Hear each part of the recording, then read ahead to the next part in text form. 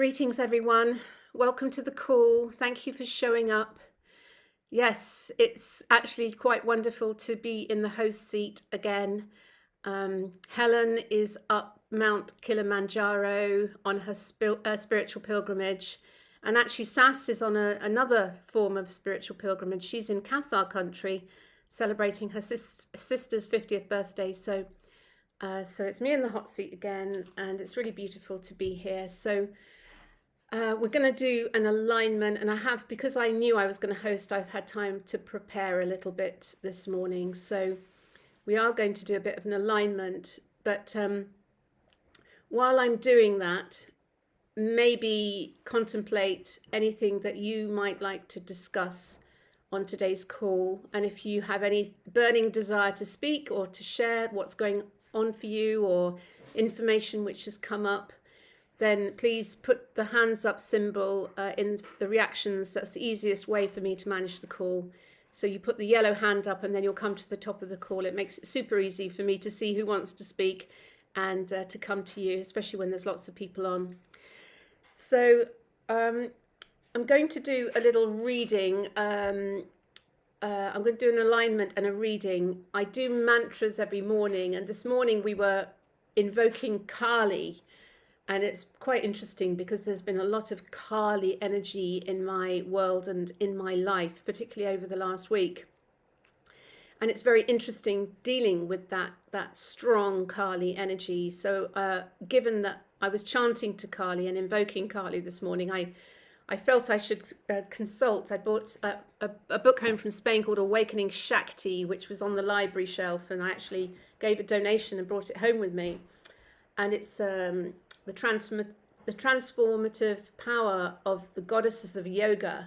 It's a yoga retreat center. So every goddess is explained, and they're all facets of the same divine feminine. So Kali is a very interesting face of the divine feminine. And I think that she has lessons for us all, because this Shakti energy flows through all of us, male and female. So I'm going to read a little bit about Kali and how we can make peace with Kali energy. So let's just start with a quick alignment, because it always just helps to come into the space. I've certainly had quite a rushed morning going to drop my son at his new public boarding school and walking Kobe and dealing with various things. So let's just drop into the space with 3 long deep breaths and straightening your spine and putting both feet on the floor. Breathing in through the nose and slowly out over the bottom lip, which is a beautiful breath which helps to calm the nervous system and helps us to land fully in the space.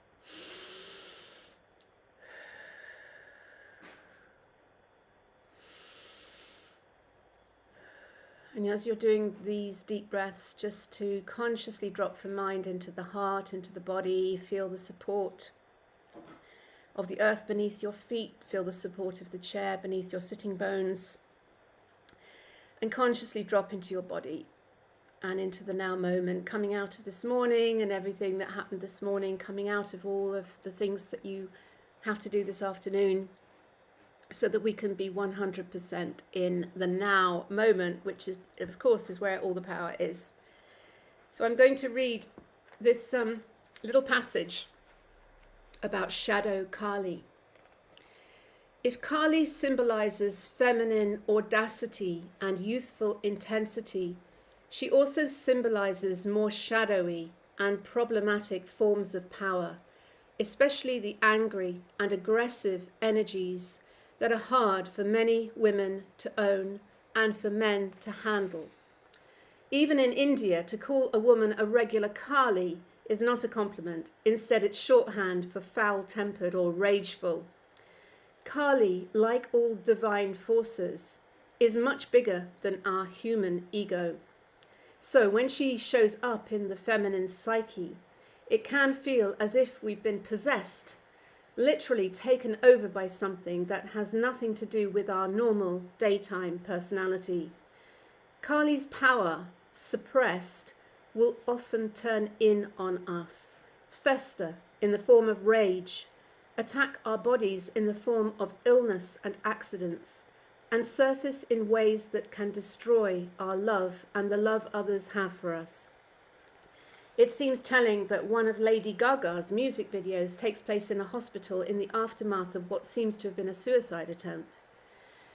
It was not until the 1980s that clinicians realized that many women suffering from depression and eating disorders had been the victims of rape or sexual abuse of different kinds. Their rage and pain had been stuffed inside and needed to be expressed as well as cleared in order for the woman's bodies and psyches to heal. Women, as we know, have suppressed their power for thousands of years, becoming masters of passive aggression and vicarious backstage manipulation. So the process of finding and harnessing that energy in ourselves is fraught with missteps. We don't always know how to separate the transformative anger that can stand against injustice from the rage of the wounded feminine, which all of us, whether we know it or not, hold in ourselves. The boldness and audacity that is as much a part of the divine feminine as her softness can be channeled into powerful and effective protest. It was witnessed by the mothers of the disappeared, who demonstrated silently and publicly during the days of the Argentinian junta and helped bring public attention to the regime's atrocities.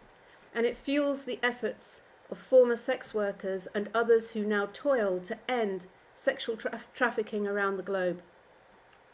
Divine feminine anger can also erupt in ways that destroy the structures of our lives. It goes on to talk about that inner voice of destructive rage. And so this is an interesting one, isn't it? This Kali energy and this fine line between standing strong in our sovereign power and speaking our truth, and how that can often be misinterpreted as angry or aggressive or coming from a place of fight. Because for me, and my personal experience of it in myself, and also observing many others in the freedom movement who are standing strong, speaking out, standing strong in our no, it's not coming from a wounded shadow place of rage. It's coming from pure Kali energy, which is benevolent and transformative. And it's not about fight. And it's not about being a wounded animal lashing out.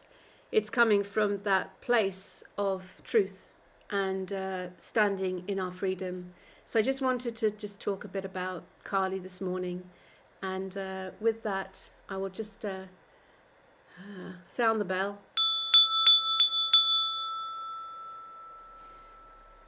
And invite you to come on the call. So if that resonated with anyone, if you'd like to come on, please come on. Neil, hi, your hand is first up. I see you've got a mountain on the theme of mountains and Kilimanjaro. I'm going to switch to speak of you as well to get you on the big screen. Hey Neil, so can you unmute? Good. And yeah, maybe, I don't know if you want to give a bit of context, but I remember you had a very challenging situation with your son and the authorities making decisions to have him jabbed and all the rest of it. Yes, that's right. So very long story short, I wasn't going to speak this afternoon. So again, thank you for having me. But it really did resonate because of what's happened today. Yeah. And that's kind of weird synchronicity timing, because I often don't see the reminders for these Zoom meetings. And when I have seen them, it's when when they've been particularly timely, like it has been today. But when you were saying about saying no, and that strong no isn't necessarily coming from a place of weakness, well, that's just happened to me this morning. I've just quit the job as a very part-time community bus driver. Only been doing it for maybe 4 days, give or take. The gaslighting from the nice man operating it, he's under a tremendous amount of stress that I can see.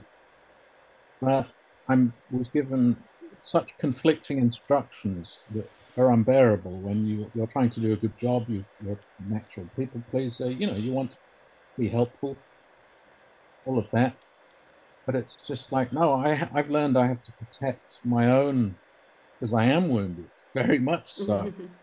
I'm still carrying a tremendous amount of trauma, but and this is kind of a new thing for me to stand up so early on in a sort of a business relationship, because you normally let things slide. You don't want to react or overreact to the slightest thing.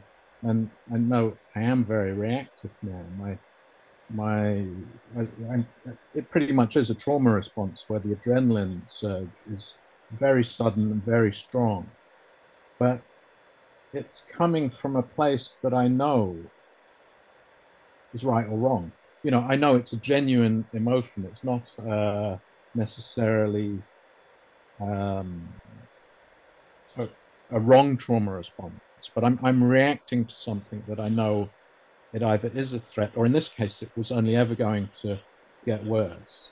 And I've had it with gaslighting. It's like, no, I'm learning. Thankfully, the universe has given me enough lessons.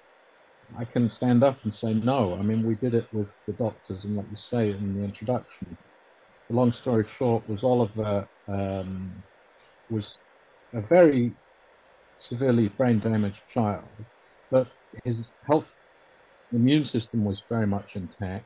We knew this because he'd survived the flu, he'd survived COVID in January when it was presented as a bad flu before anybody knew it was COVID.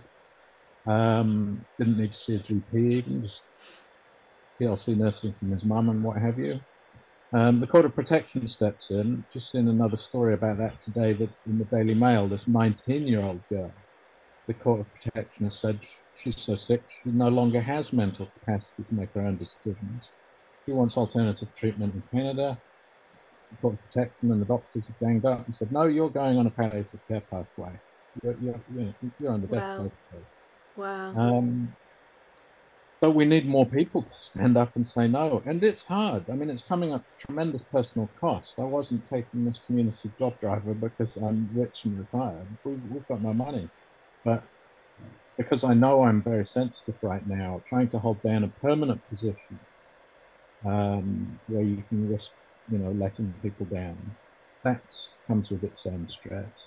And listening to Polly Evans on BBC Radio 4 last night, who had to step down because of her dysphonia. Her speech cords got too tight when her anxiety ran out of control. And I've got a lot of sympathy on that score because that's sort of what happened to Oliver in a roundabout way. He had, there was a dystonic respiratory crisis, but that's an overlap with, it manifests quite often, albeit being a rare emergency, but a tightening of the vocal cords where he couldn't breathe. It wasn't anxiety on his part in the normal sense, but it was pain, very much pain induced. And he did have an extremely limited understanding of the world around him, being so profoundly brain damaged. So he did have a fear response, and it's all part of that cycle. So it's not your normal future catastrophizing anxiety. Oliver lived very much in the present.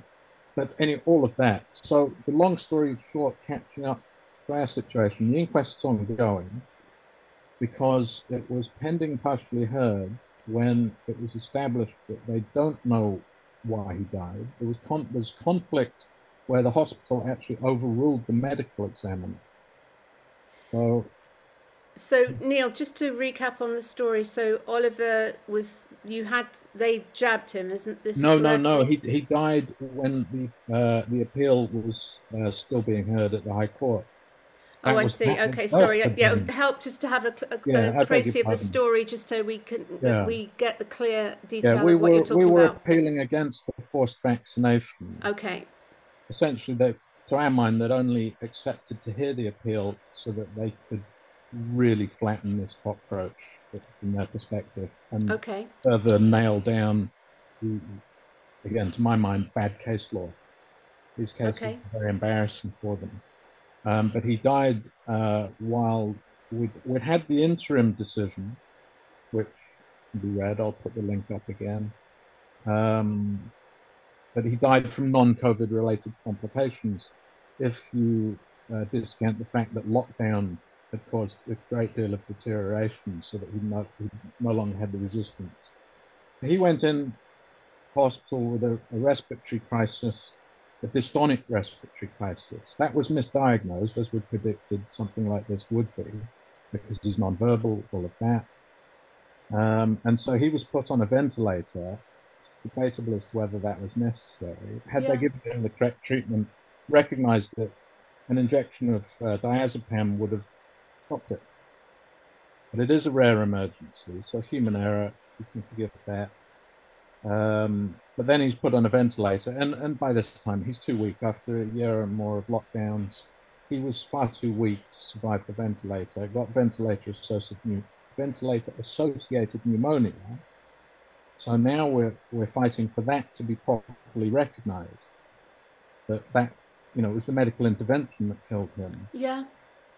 And this is important, not for justice so much, justice for Oliver, which is how a lot of these things go, but it's a rare but known emergency complication. It's in the Mm. Royal College of Emergencies manual, and yet the ER guy, the head of ER, when we were cross-examining him, still denies that dystonic storm can manifest in this way.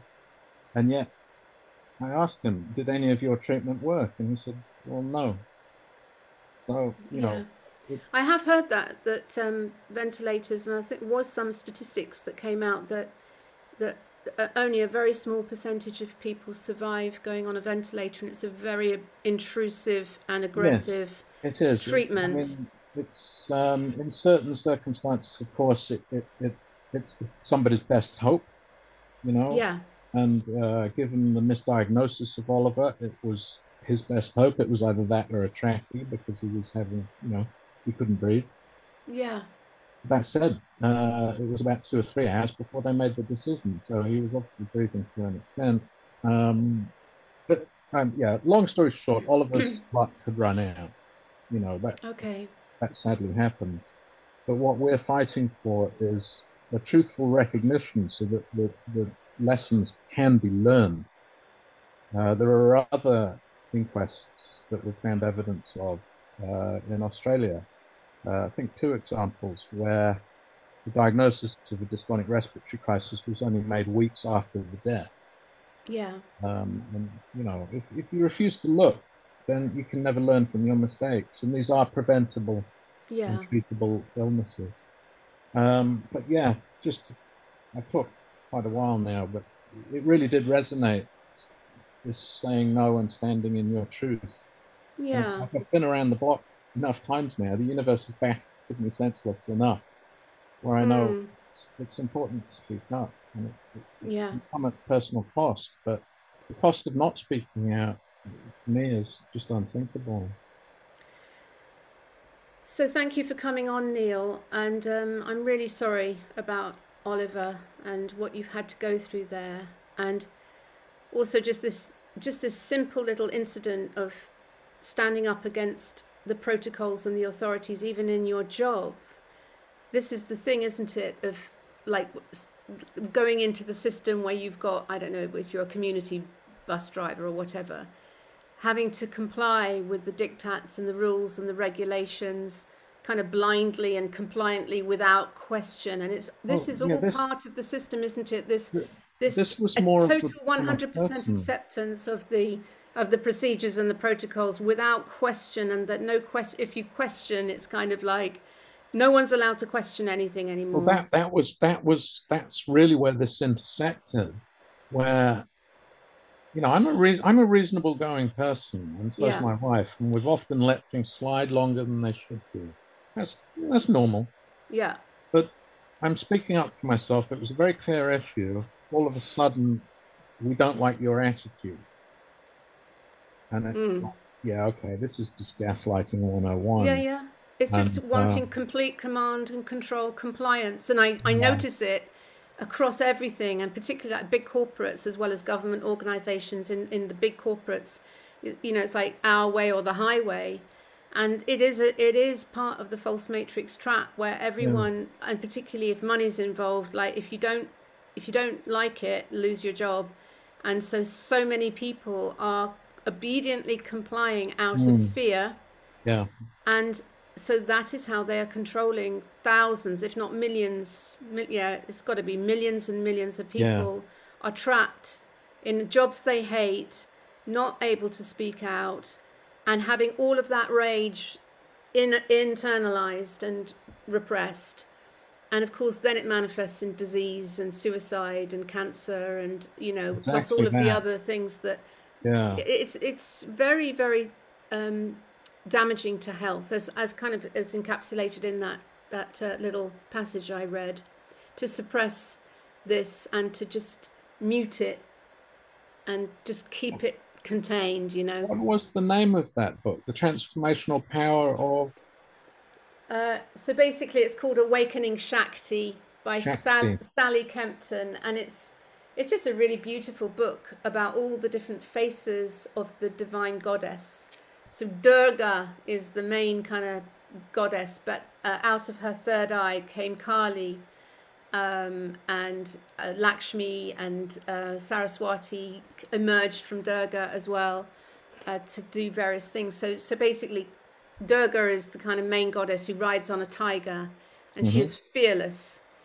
But all of these aspects of the goddess, like Parvati and Kali and Lakshmi, a whole pantheon, isn't there, of Indian goddesses, and they all have a Mm. different face, but they're all Shakti energy, which is life force energy, which is not just feminine. It's in everything. It's in nature. It's in every human being. Shakti, life force energy, and the Shiva energy is the observer. It's like the masculine is the observer. There's the witness to the Shakti, the dance of Shakti.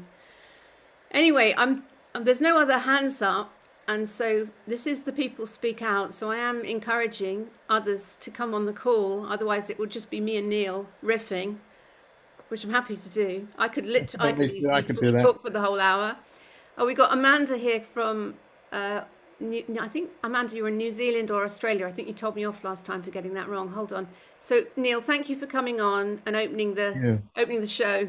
I'm going to come to Amanda next. Remind me where you are, Amanda. New Zealand. New Zealand. Yes. And what time? I What just time want is it there? What time is it there? So we know. 11:26 PM. p.m. Ah, Yes. you're staying up late for us. Lovely. Please forgive me for being in my PJs. Well, we can't But see so your what? PJs, and yeah, you could be naked for all we know. So what? I just want to ask everybody, please, to pray for the one and only political party for our next election.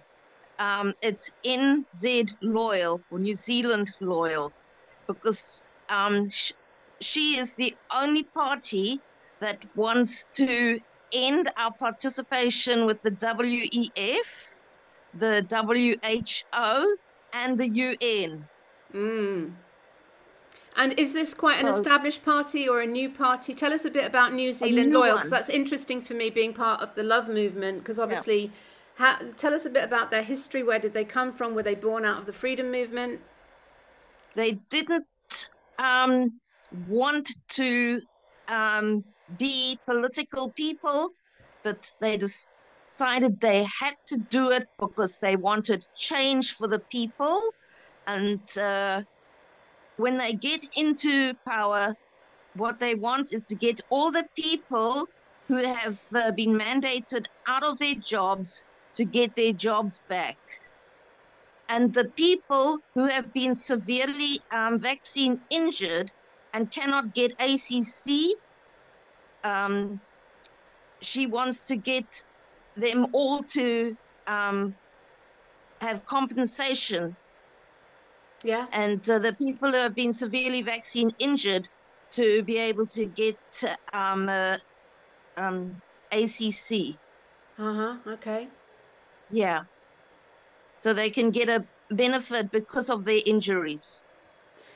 Yeah, I mean, this is an interesting thing, isn't it, Amanda? I was thinking about this the other day about big pharma and all the billions of profit that were made through the jabs, and Yeah, that and how if that were to come to pass, that there were enough force to make the big pharmaceutical companies pay out for the compensation for the damage that has done, it would destroy big pharmaceutical. It would destroy the entire industry, and maybe that's what needs to happen.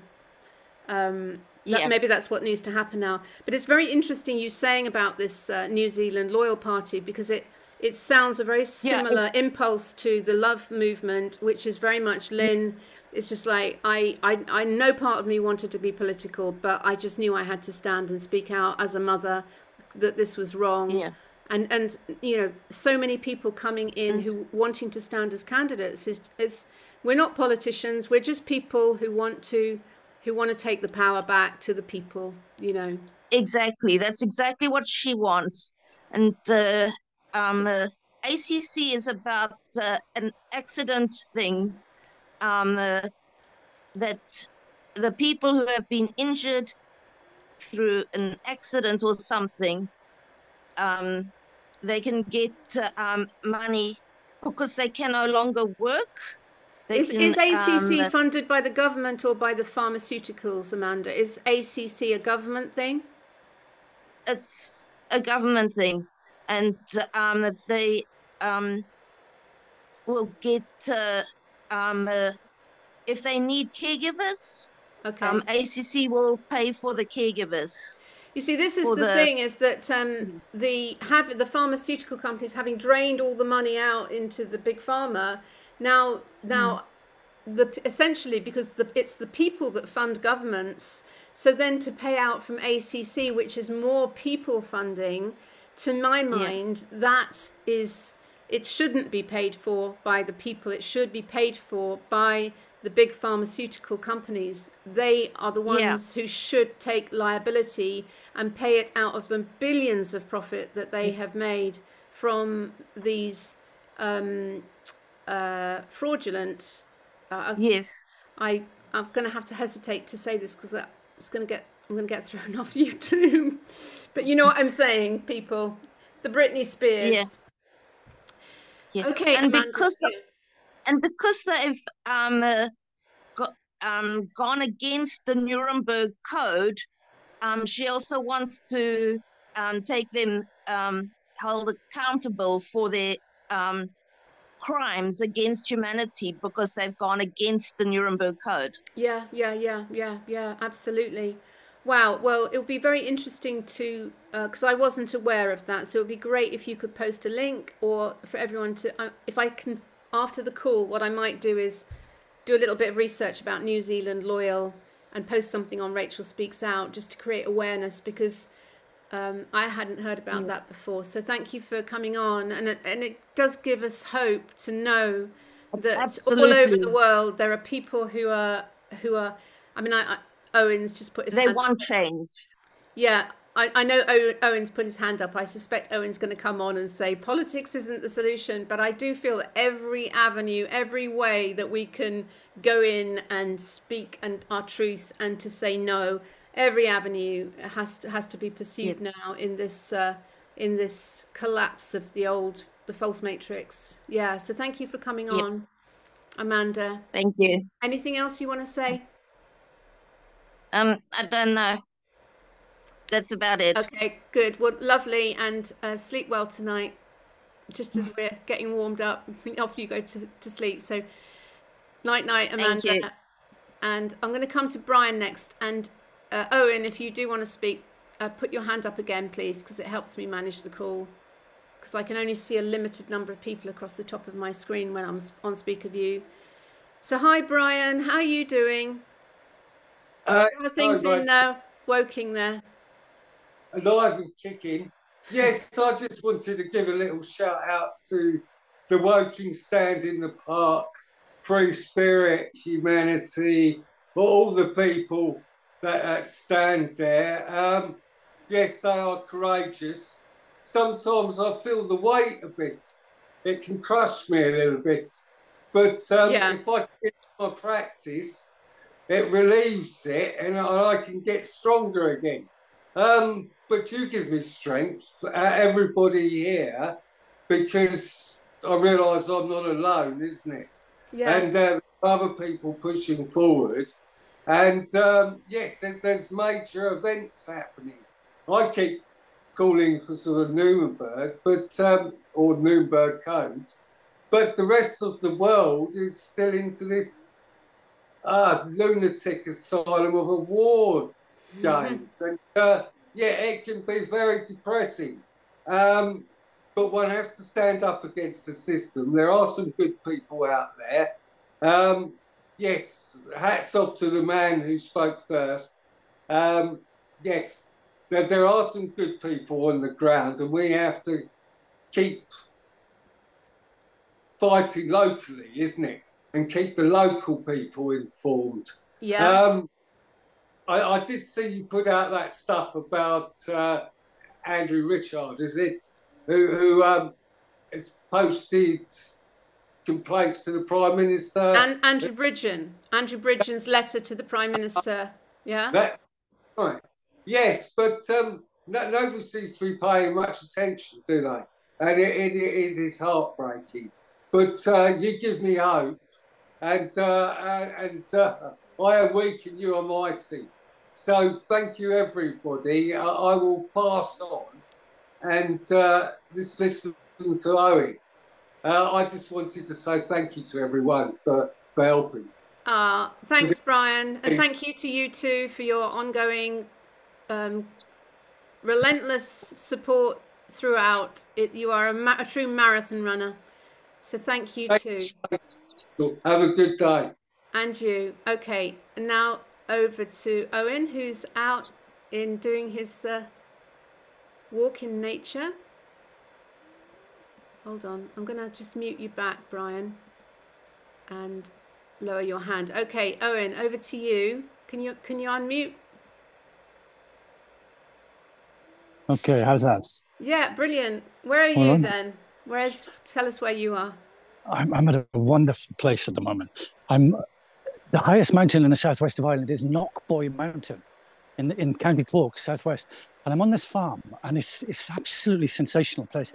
This guy, 18 to 20 years ago, bought this farm, and he's planted blueberries all over the place. And he's got a fabulous B&B thing going on. And I'm picking blueberries for September, and the weather's been absolutely stunning until today. Lovely. It's really interesting, Rachel. You bring up the Kali point. I missed most of the intro, but I caught the end of it with the Kali energy, with that what you might call the dark goddess. Is that a fair enough way to describe her? Yes, I guess you could say that. I mean, Kali does mean black, doesn't it? Okay, and it seems like every culture, all the ancient indigenous native people have their version of that dark goddess. So South America, for example, you'd have Pachamama, which would be the holistic mother. Whereas there's this division, maybe that's not the right word, but there's also the dark goddess. And so you can interpret it perhaps with the Bible as well, where you've got Eve, who perhaps represents that Pachamama holistic mother. But she's been kind of, I don't know, downgraded. Christianity seems to downgrade femininity, right, as a rule. But then there's Lilith. So you get to astrology, you get Black Moon Lilith. Yes, right? yes. So Lilith would correspond pretty much identically, I think, to Kali. You know, you got Sekhmet from ancient Egypt. You got Sekhmet. Ceridwen from Wales. You know, etc., etc., etc. There's so many of these dark goddesses that are there, and so you listen to the astrologers, and they talk about Sedna, is it? And she is that wounded feminine. Yes. Who drops to the depths, to the darkest depths of the ocean, right? Yes. And so you bring that into relevant, practical, contemporary times. And what we're looking at, so sorry, I've forgotten her name, but the first thing that your caller just did a couple of calls back was apologize for wearing pajamas. Amanda in New Zealand. Okay. And so there's that submissive retreating meek, the meek shall inherit the earth. Well, how are they going to inherit the earth, Jesus? Because they're not asserting themselves. They're not putting themselves out. They're not expressing themselves in a powerful way. And so then you look at the nursery rhymes, and you get to Sleeping Beauty, right? And the beginning of Sleeping Beauty, you got this scene where there's 12 fairies or goddesses or priestesses, I don't know how you describe them, but they're all there celebrating in union together. You got that community. The child is born, the mother, the birth, the life, the high vibrational positivity, etc., etc., etc. But then you got the Kali character. You got the Sekhmet, the Caridwen, the Lilith, who's rejected, who's dismissed, who's pushed away from the community. And she's pissed off about it, Rachel, to not put it too bluntly, right? She's angry about this vibe that's going on without her, and that she is isolated. And so she then becomes naturally angry about this situation, and she does something bad, right? She is evil. You look at all these Disney films, etc. You always get the Snow White, have the apple Snow White. Again, you got this dichotomy of femininity, right? And the anger of the feminine is oh so powerful. I think much more than the injustice and the indignance of the angered masculine. Once you get to that scorpionic feminine fury, that's the manifestation of magic, I think. And I welcome it. I welcome it. I think we're at this time now where, Hawaii, this injection situation, we got genocide going on. And we need Kali. We need that fury of the feminine. And we all have feminine, even, us bearded men. We receive with our femininity and we express with our masculinity. Yeah. And what the wounded feminine, what the Kali, what the Caridwen, what the Sekhmet, what the Lilith has endured is wrong. She feels injustice, and she's justified in feeling that injustice. And so that's receptivity of badness, just to keep it general, then has to go somewhere, has to be expressed, because if she holds it in, she gets injured. I just want to distinguish one thing, because I only read a slice of that chapter, and I was specifically talking about the shadow side of Kali. But the positive side of Kali is she cuts through the illusion. She has a knife and she cuts the head off demons. So she's a very good demon slayer. She's a battler. She's a warrioress. Well, the Valkyries. So she is transformative. She's Plutonian. So she is scorpionic in that sense, because Pluto rules Scorpio. It's transformative power of the going into the darkness and coming to the light. It's like chaos in Greek. The Greek goddess Chaos, K-A-O-S. And it's like that primordial feminine dark energy out of which the light comes, So it's worth. It was worth looking into Kali rather than just saying she's bad and she's angry and she's just like she's a warrior, because it's not quite the essence of Kali. Right, don't want to be misrepresented by that at all. But she has that potential, and she's not afraid. The interesting dichotomy with Pluto being quite masculine and the scorpionic energy being water element and feminine. She has that masculinity about her, if required, if necessary. So she can, and this is what we need. We need justice, right? This is what is lacking, a lawful basis of society, which requires the feminine, as much as any Plutonian masculinity, to involve everybody. Everybody is included in justice, in the societal form of justice. Now, you look at how the law system is presented to us. Oh, it's something for, academic people who've done so much study. You look at the political situation. Oh, you're not right honorable enough to be involved, et cetera, et cetera, et cetera. Well, this is that exclusion of Lilith, right? And so we're left with Eve, who is submissive and withdrawing and meek and shy, and the Barbie doll kind of Disney princess withdrawing energy. Well, here comes Lilith, here comes Kali, and I welcome her. I couldn't ask for more than the feminine fury rises to turn it all around.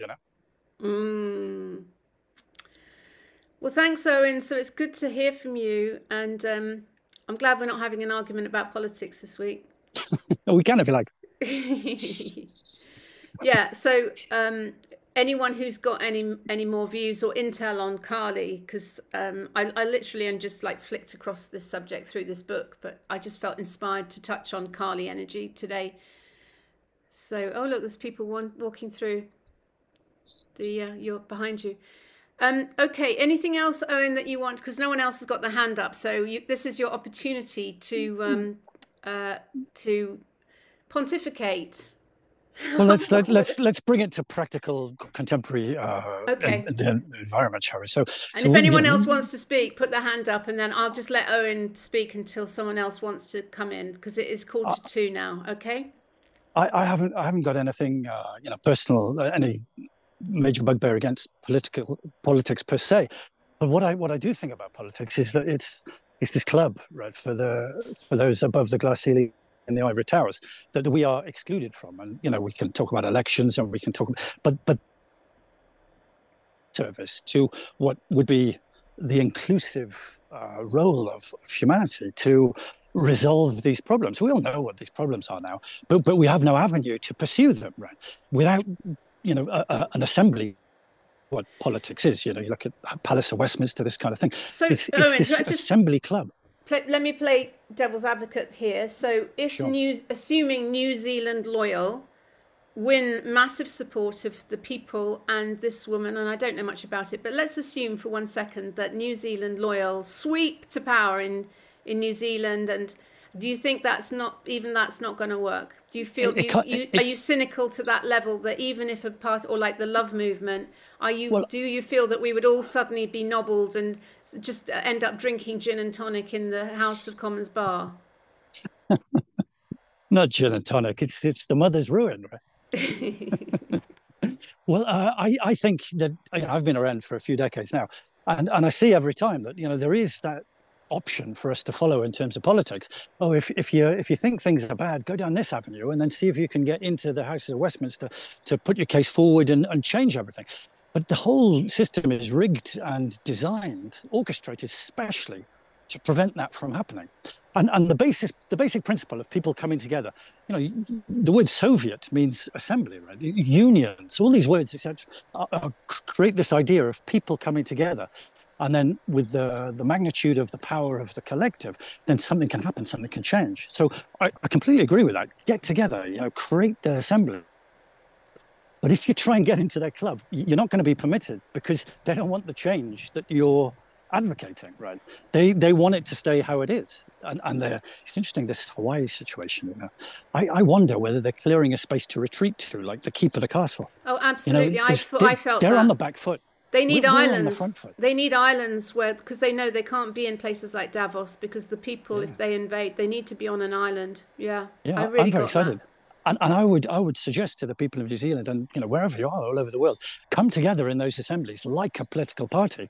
But if you're trying to get into their club, it's just a contradiction of terms, really. We got to do it ourselves. Here in Ireland, 1920s, they had a war of independence, and then they created the courts out of the people's assembly. They call it the Brehon clan ruling system over here, and they created the alternative system of law. So there was the crown courts that were saying, "Oh, you're fighting against the crown. The crown rules this place. You're traitors to the crown because Ireland is part of the crown. So we're going to execute you because that's the law. Sorry about that. That's just how it's going to happen."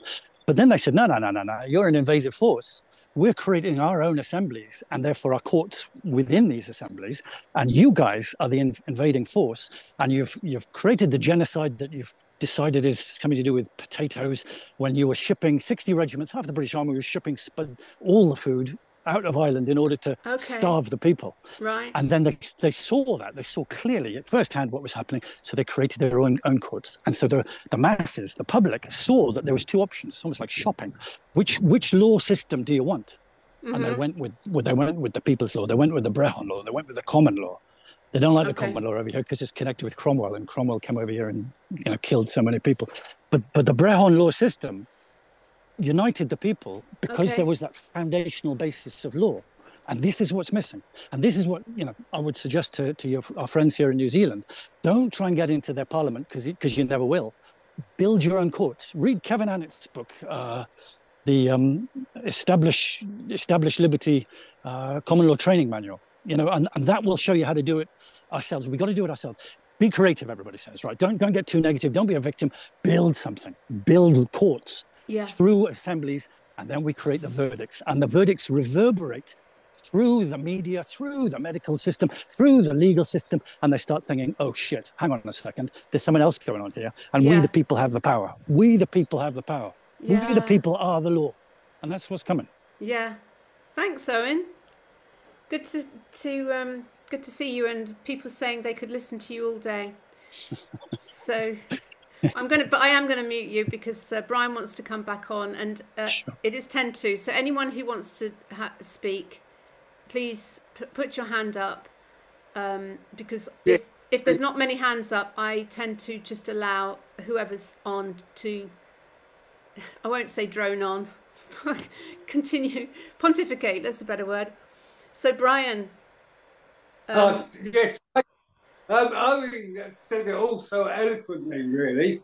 I just wanted to say, when we were talking about politics, it's local politics as well, isn't it? Our council here in Woking, it is a bankrupted council. And they seem to have taken it upon themselves to be able to make their own money by taxing people and ripping them off and calling it legal, which is against the law, which is what Owen was talking about, getting the law back in the courts back, because they have been over by corrupt officials. It's not the first time it's happened, is it? Right. It's interesting actually when you talk about this, because I was driving through Sheffield on Friday, and they've turned it into ULEZ, and it never was ULEZ before. And I was driving through, I thought, I'm not paying, and I'm going to, under common law, oppose it. That the public highways are my right to drive on the public highways without restrictions. So I'm going to oppose it under common law if I get some kind of fine through. But one of the things that did occur to me, because apparently Birmingham City Council is kind of bankrupt, apparently, and it was Birmingham City Council that wrote off, I'm sure I read that they had done ULEZ, and they'd written off something like £60 million worth of fines, which represented something like, I don't know, 14%, or I can't remember the exact figures. But I scaled it up, so I worked out that Birmingham City Council had actually, even though they'd written off the 60 million, they'd made, I don't know, 250 million of ULEZ fines. It was some incredible figures. I mean, don't quote me on these figures. I need to go back. And I'm pretty sure it was Birmingham City Council. So I'm thinking to myself, maybe this ULEZ scam is simply a way to fix the leaky holes in the buckets, in the budgets of these councils, who are all kind of, do you know what I'm saying? And it's just a way, because my son was saying, oh yeah, it's good that they're, because Sheffield, it's good that they're doing that because Sheffield's so polluted. I said, it's not about stopping pollution, it's just a fundraiser. It doesn't stop pollution. No one stops driving through Sheffield because they just pay up. Most people just pay up. It's a tax on driving. We brought up when it was a bit more polluted, wasn't it? We cleaned it all up, cleaned up the canals, cleaned up the coal. Yes, it was polluted back a bloody 40, 50 years ago, a little bit more, but it is a lot cleaner now. And yes, it makes me angry thinking that they had turned all this thing upside down and killing our trees. Yes, Rachel, you make perfect sense. And it would be great to get our law back. And it's about people coming together and doing it for themselves, isn't it? There isn't going to be nobody to save us. We have to do it for ourselves. And yes, I guess somehow we have to get into our councils. I mean, it's all got to be managed, isn't it? Yeah, I mean the roads too have to be managed. This thing about getting so Brian, I'm going to just, sorry, I'm interrupting you here, but I just wanted to pick you up on getting our laws back. We never lost them. We just never knew about them. And So this is the interesting thing for me now. It's not enough to do an online workshop or do a training program or watch a few videos about common law. It's really important that we assert those common law rights in practical situations by standing up to the authorities, whether it's the local council or the social services in the case of Neil with the whoever's oppressing these oppressive forces, whether it's the police, whether it's the court system, or the planning authorities, or whoever these authorities are. It's really important for us to assert these common law rights and walk through that fire. It is like walking through a fire, because I've done it myself, to actually stand in that truth, because it's one thing to know about it, but it's quite another to actually assert it in real life. And most people would prefer just to crumble and allow it rather than stand up and say no and take it all the way. So, for example, with you, Les, just easier just to pay up, you know, and avoid the conflict situation and avoid the fees and all of the pressure that comes with standing up. But I feel it's really important for us to not comply with anything that is unlawful. It's really important for us to stand in our truth and to say no, and to take that all the way, no matter, even if we have to go to court and require a trial by jury, because the system is designed to be intimidating and threatening to the max. And it creates dissonance in your body. You know, I know, like, if you receive anything from the court, it creates a massive dissonance in your body. And it's designed to create chaos and dissonance. It's designed to create fear. And that's how the system keeps its control. Sorry, I'm going on. Over to you, Brian. Sorry, I just got a bit broken-hearted the last couple of days. I will fix it and make it better. Don't worry. It's just, I also just wanted to say that the good energy is back. You are the good energy. Yes, I'm pushing forward. Thank you, Rachel. Is there anybody else that needs to speak? Well, we're coming up to 1 o'clock, and thank you for coming on, Brian. I'm just looking at the notes here. I'm just muting you back. I'm just looking at the notes here. Yeah, if Owen wants the last word, I just wanted to acknowledge Susanna. She says, if you want inspiration, visit Sekhmet in her sanctuary at Luxor. It was one of the most powerful experiences of my life, and I totally second that. There's a chamber in the Temple of Karnak with this incredible Sekhmet carved out of black, I think it's obsidian. It's so powerful, and she's huge. I guess probably about 8 foot tall, or maybe a little bit smaller, maybe human size, but the energy in that, it was just like, wow. We each took turns to go in and just stand in that energy of Sekhmet. Very super powerful, amazing. I highly recommend that. Temple of Karnak at Luxor, but you have to get a guide to be able to go and see that. It's not just open to the general public. Okay, over to Owen for the last word.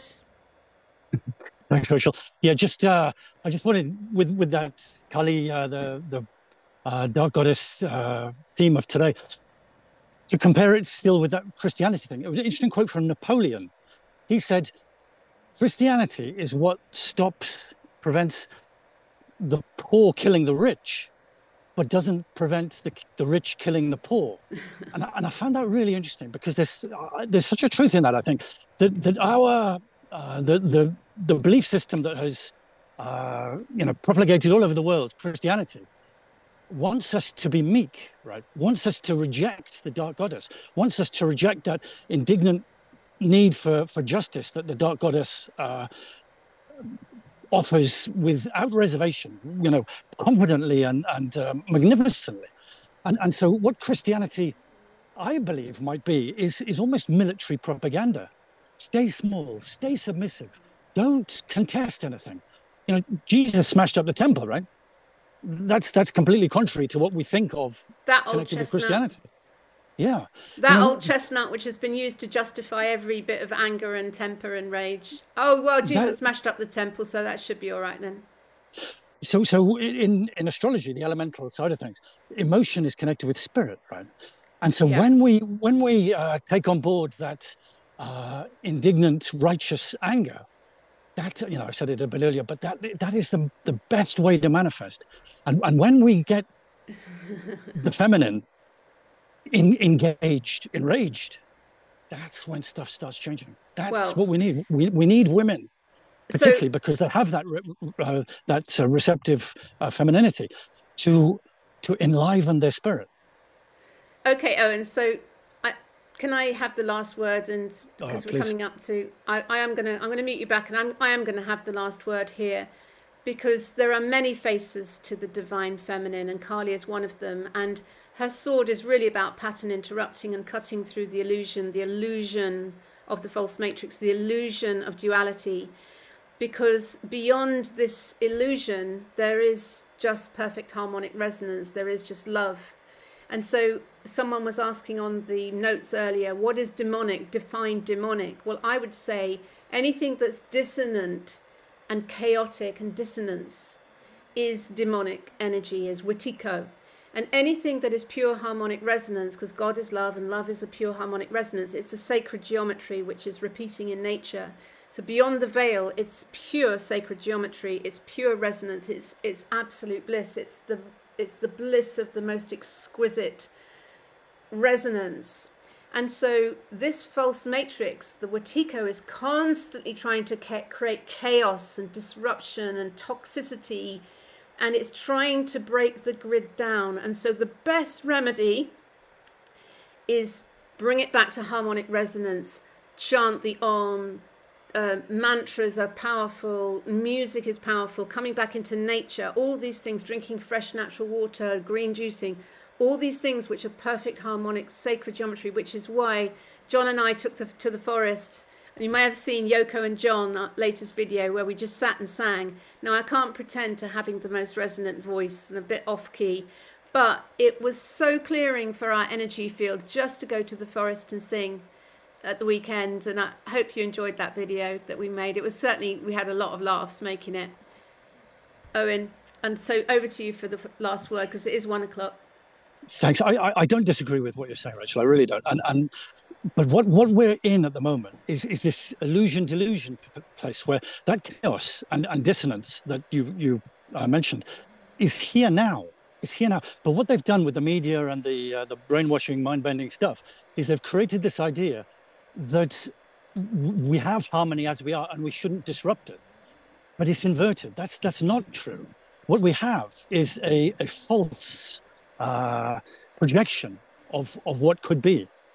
And so busting through that illusion and delusion then brings you into a place where you see things really for what they are. I saw them through the family law courts myself. And that's natural reaction to that is, you know, it takes a while to manage those strong feelings that are whizzing through you. It took me a couple of years. I'll hold my hand up. Absolutely. They create dissonance. They create highly traumatic. Because of fear, I've heard you say it before, you know, fear is a big problem. But I think, you know, that fourth dimensional, you have to go through the swamp to get to the stable lands on the other side. And so for people to venture into the swamp, I think it's important. Well, we could just co-create. I mean, this is where I'm coming from the whole time. Rather than keep fighting or like trying to change that, blah, I mean, and I am sort of talking contra because I am intending to stand as a candidate in the next election, but that's more as a vehicle to speak truth into the people. But over here, I am one of many people co-creating an alternative future reality to the one they've got planned for us. And that's all we need to do, because if we've created an alternative, and that's what's happening, people all over, like creating food cooperatives and independent businesses and freedom movements, and as you say, community assemblies, alternatives, homeschooling, natural healing. We are co-creating an alternative, an antidote, an alternative choice in the future. And it may not be that everyone comes across immediately, but it will be available for those when they wake up and they decide they don't want to live in a 15-minute city with ULEZ and all the bullshit. There are people all over the world now who are co-creating an alternative future reality, and sure, 100% agree. And waiting in the wings. That's what's needed, really. The world of abundance is waiting in the wings, but there's a battle on. And we have to get our armor. This is the thing. We have to get our armor on. We don't have to get involved in the battle, because what I've found is that the more I get involved in the battle, the more it drains my energy, and it takes my energy and focus away from co-creating the new. So whilst sometimes you have to stand really strong and say no to that Wetiko, justice is a confrontation. I keep coming back, personally, I keep coming back to let's vision what we do want. Keep coming back to harmonic resonance, keep feeling the dissonance and going into nature, clearing my energy field, keep coming back to the vision, keep co-creating the future we do want, because the more we feed the Wetiko, the more we feed what we don't want energetically, without realizing it, we are energizing it, because the Wetiko needs to feed, and it feeds on our anger and our chaos. It feeds on the fight. So what if we just say, we're not fighting, we're just going to co-create. We're just going to co-create an alternative. We're not going to fight you. We do not consent. We do not comply. It's a no from us. How do we get justice? How do we get justice, Reg? Karma will create justice. Ultimately, karma will create justice. But someone's got to implement it, right? People have to implement justice. At some point, there will be karmic retribution to everyone who has, it's like this idea that we have to be the ones to mete out justice. Those people who have committed those acts, and I'm not saying if you've got like a vaccine damaged, or experimental jab damaged child, for example, that you shouldn't stand strong and hold that person to account. But it doesn't have to be from fight energy. It can just be standing in our truth and standing in our power and standing in our no. And so there is that aspect to it. I don't disagree. It's important for us to stand strong and say no. However, I also really believe it's so important for us to keep energizing and keep focusing energy, visioning and co-creating what we do want, because otherwise we're just going, if we just keep fighting, that's what they want. They love the dissonance and the chaos that creates. And so if we co-create an alternative future reality, it's game over for them, because to do totalitarianism, you need to have a monopoly, right? Anyway, it's 6 minutes past 1. I'm conscious of time. Thanks, Owen. Thanks to everyone who spoke.